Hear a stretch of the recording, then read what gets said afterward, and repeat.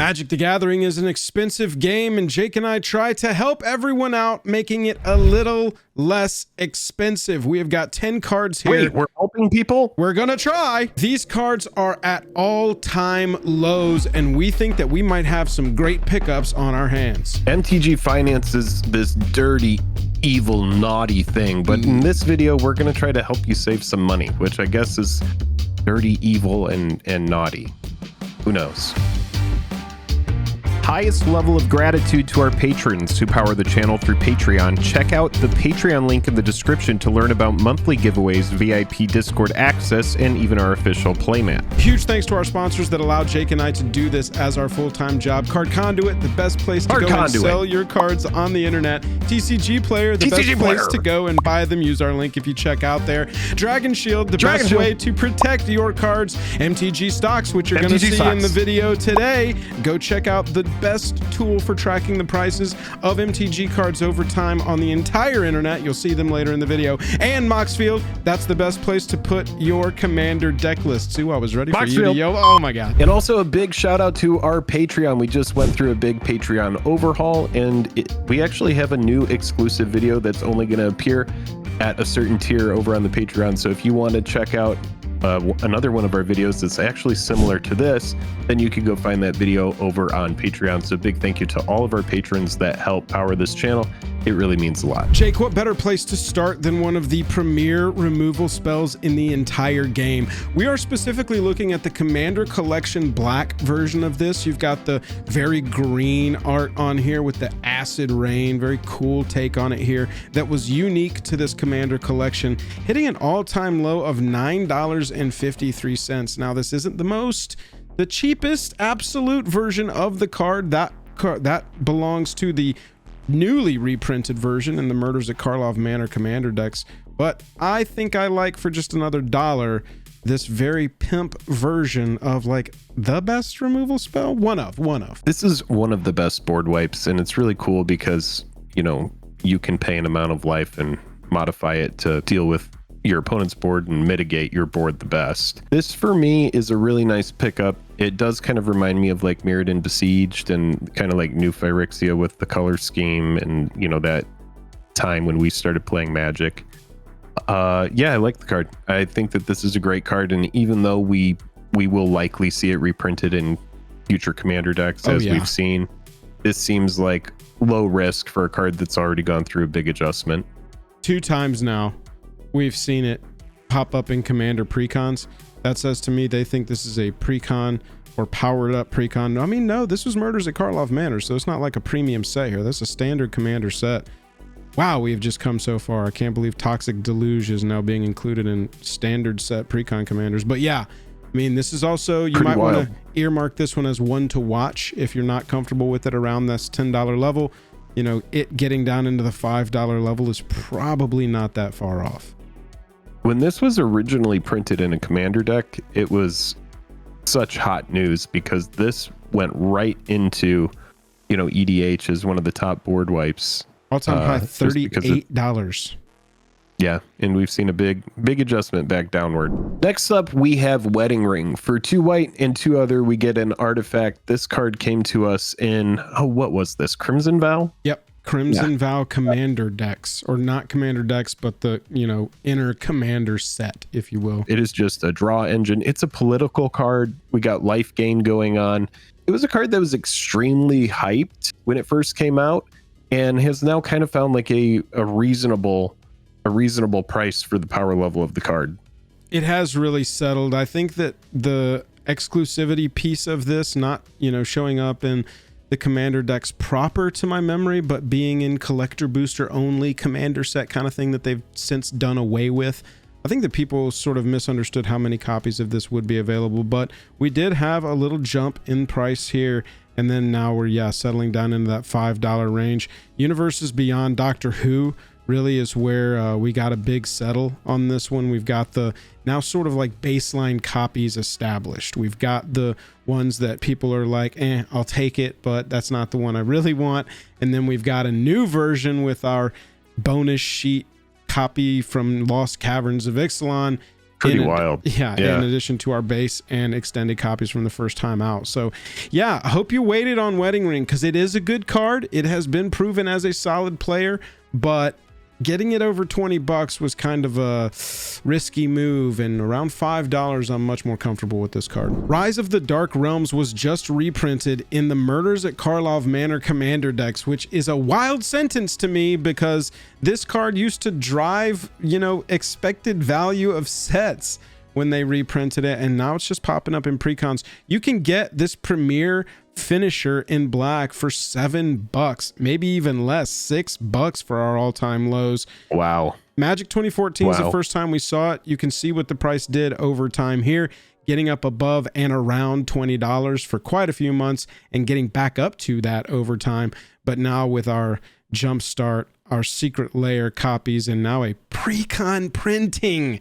Wow, is it the time to get this finisher? That is some serious equity. And look at how they kind of synced up that precon printing before, you know, people can really settle into this card being a massive adjustment downward, right? It's like they started cashing in all that reprint equity. And so now they're like, well, we'll put it in a commander deck, you know, at least pump that commander deck with Rise of the Dark Realms. And yeah, this is a big reprint, very powerful sorcery. If you're in like a battle cruiser kind of format where it's pretty casual and everybody's just trying to get to big effects, then this is a great card for you. Talk about a card that was a big, huge mythic until it wasn't. Seriously. Fiery Emancipation, 3 red and 3 other enchantment. If a source you control would deal damage to a permanent or player, it deals triple that damage to that permanent or player. Instead, we always talk about the big beefy red enchantment that comes out in sets, and this was that for core set 2021. It was a card that came out. It was during the variant era, so it got an extended art version of the card, and then it got reprinted in Enchanting Tales. Then it went all the way the Enchanting Tales version. Just, you can even see when it came out and people were like, oh, we get Fiery Emancipation, oh, it's at rare. Oopsie. And there it goes. So you can kind of see the price of this effect once you print it at rare. And with these Enchanting Tales, with the Mystical Archive, with the artifact slot in Brothers War, when there's a finite amount of cards that can appear in that slot, you're going to see those cards a lot more than the other cards in the set. Because if that list, say it has 25 different rares that are on it, you can only find those 25 different rares in that slot. Where you compare that to the rest of the set, or when you open like a normal box, the rare collation is going to be much different.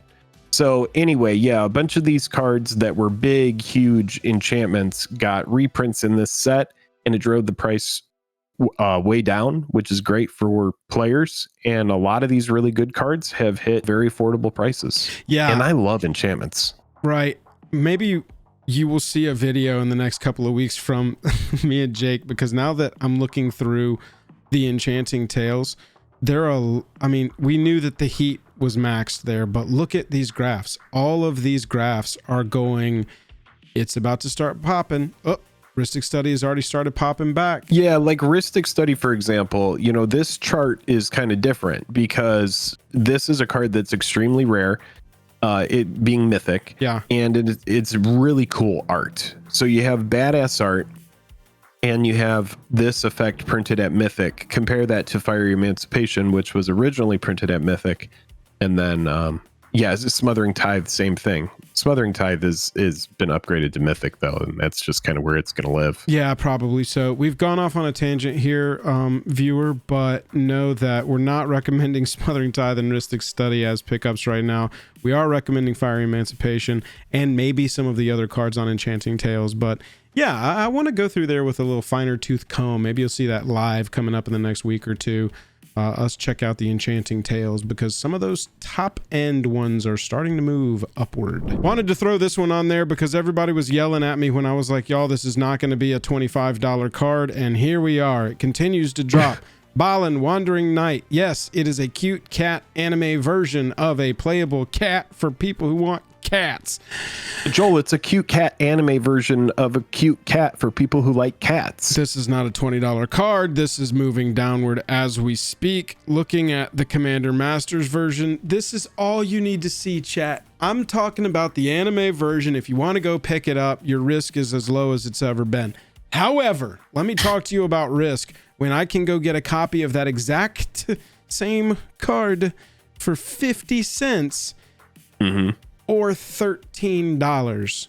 You make the call. Yeah, for me, this is like, if I love this card and absolutely want this version, the risk is pretty low. Don't really need to say much more about it. But you like cats and you're not super interested in this version?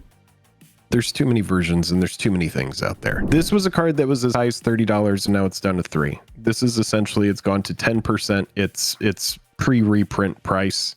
You could see at the all-time high here for Karlov, it did get to around a market of around $30. You can see the market is 28 there. So yeah, let's just say this card lost about 90 or 85 to 90% of its value. No big deal. Not this specific version, but the card in general. If we said that that card had a $30 price tag, well, now you can get it for about $3. That for me is extremely low risk. And you're essentially just risking like 2 McChickens here. If you just a couple McChickens of risk. You got to put it in terms of McChickens for the kids. That's right. Karlov of the Ghost Council is a sweet commander, y'all. It's a 2-mana commander that's strong. It's got an anime borderless version as well from Ravnica Remastered. There is a deck tech on the channel of Ravnica Remastered commanders, and I covered it in that deck. It is a cool card. Oh yeah, it's a great one. So if you want a cool commander, this card is as affordable and low risk as it's ever been. Yeah, scarcity, baby. Wow. Scarcity. They call it that because of the electric scarcity. Jesus. Here's another one. Lord of the Void, also Ravnica Remastered. Feel like we talked about this card about 4 months ago as a possibility to be reprinted in it because it was in Gatecrash. And at the time, right around $20 for no reason other than it was a strong demon that hadn't been reprinted. And now we've got the Ravnica Remastered version sitting around $6, all-time low. You've also got this version, which if you want to spend your $6, do what you want. Pretty sweet. But this version looks sick. Can we go back to the Gatecrash version just for a second? Absolutely. It's really interesting how you can have a price get that high. And for a card from Gatecrash, I would have never expected for after the reprint for the price to take such a big gate crash.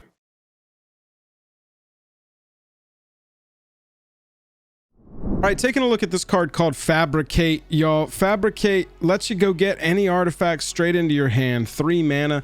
The best tutors that don't really have downside are about 2 mana, and so doing this for 1 extra, pretty sweet.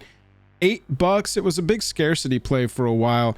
Mirrodin, it was in Plane Chase, it was also in Magic 2010, and you can see we've had the Universes Beyond Warhammer versions, Secret Lair versions, all this kind of stuff, but now we've got a special guest version here, and I am a big fan of this full art borderless treatment, and getting this premier tutor for around $5 seems pretty worth it. Low risk to me. Yeah, I like this one as well. It's also printed at Mythic. I'm pretty sure all the special guest cards are printed at Mythic. I would have to check. Pretty sure that they are. But yeah, this is just one of those cards where if you're looking for like a pimp version, if you're running a Fabricate, like for example, if you're playing a really sweaty deck or something like that that needs to be able to tutor up an artifact, this seems like a fun pimp version for a cheap price. Yeah, absolutely. Foil up in just around the $15 range. I can't imagine that price will hold for too long before it starts to pick up as people go, oh, that's the coolest version of Fabricate. That's the sweet Fabricate. Right. Yeah, exactly. Yeah. Next up, we have an interesting one because this is a card that is actually cheaper if you go with a different version. But we're highlighting the special guest version of Victimize, which is like a card that's $1.50 or like around $1. This version is around $5 to $6, and it's because it's a special guest version, but it's a really cool version. And so if you're looking for this specific version of Victimize, I don't think the special guest version goes much lower than where we already are. And so it's like this really cool kind of like white and black, palette of like style, and then it's also a borderless version. So I don't know, it looks really cool to me, and it seems like a nice pickup. Yeah, even though you could go with something much cheaper if you just need the card. Yeah, it looking at the foil price, it will, I assume, at some point start following that foil price and moving up. You can tell from the last special guest from the exact same set that we looked at that this one is more desirable. Like Jake said, with Victimize, it's been printed a bunch, less than $1 you can get copies of it. This is just sort of a, if you want to pimp out your deck, check out this version. Special guests is a very new thing to us, and so Jake and I are watching these as this is, I believe, the second set we've gotten a special guest within it. This is something we're watching, and we want to see what they do over time.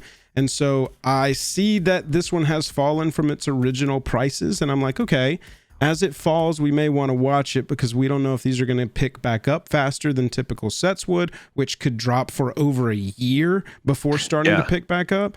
But maybe these are a little more scarce. Like I said, we just don't know. We don't have a lot of experience with special guests. And so this is another one where earmark as watch it, or if the risk, like Jake said, $5, $6, $7, if that risk is low to you, might be a good time to grab this one. Displaced Dinosaurs is one of the more cracked cards, as the kids say, from the Doctor Who Universes Beyond. 7 mana for a 7/7 that makes all your treasure tokens 7/7 dinosaurs as they enter, and more. Yeah, that's a playable card. Looking at the all-time high here, I mean, it previewed over $30. Nobody paid that price really though for it. You're looking $20 though for a while, got down into the 15, and it's just starting to drop and drop and drop.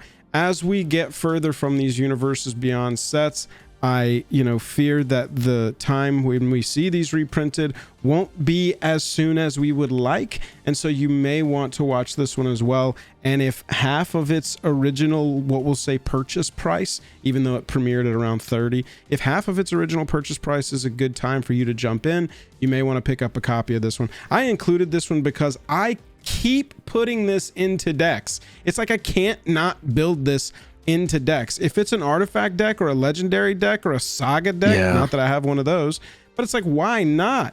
Why not? There's a finisher. Suddenly you can spit out 5, 7, 7s out of nowhere. That doesn't seem that difficult in a deck that's doing artifacts or legendaries. And so I feel like people are going to want this card, man. Yeah, if you have a way to give stuff haste, then it gets that much crazier. So, like a red-green deck with some token or some treasure synergy is going to be very obvious. But yeah, it's just a must answer, because like Joel said, it just turns all your stuff into all your historic stuff becomes a threat, like in a big way. Very crazy. Special shout out to everybody who supports us on Patreon at our JAJAM enthusiast tier or higher. Y'all don't know how much y'all help us do what we do over here. And some of you have been with us for a very long time. Like Jake said at the beginning of the video, everybody at this tier or higher gets an exclusive video every week on the Patreon. So consider going over there and checking it out and seeing if it's a good fit for you. We have a special shout out to some folks that have been around since, some of you as early as 2020. Christopher Snyder, Paul Latta, Brian Richards, Walter Aguilar, Jack Kenzie, Juniper Blackwood, Edward Davidson, Kirknall, Jay Bano, Kevin Rose, and Ryan Freeborn. Thank y'all. Seriously, thank y'all so much. Like Jake said, since before 2021, y'all were already at this tier. We've added perks to this tier, so enjoy and thank you very much. Thank you to everybody at this tier, and thank you for watching this video. If you're still with us, hit that subscribe button. We'll catch you in the next one.